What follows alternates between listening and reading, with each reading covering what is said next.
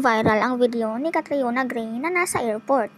Ang video ay ibinahagi ng isang fans na ninais makakuha ng litrato sa kanya, ngunit siya ay tinanggihan.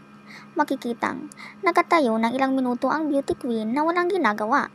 Ayon naman sa kumuha ng video, okay lang sa kanya at malugod niyang tinanggap ang naging approach.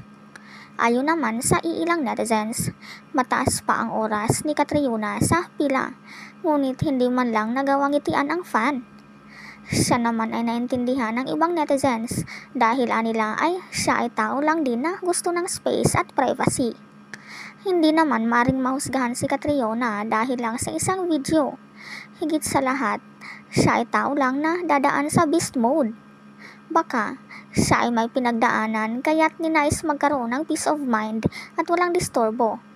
Baka sa mga oras na iyon, siya ay maselan at ang pagiging maselan ay nangyari kung ikaw ay may malaking dinadamdam na bigat ng kalooban. O baka siya ay pagod lang.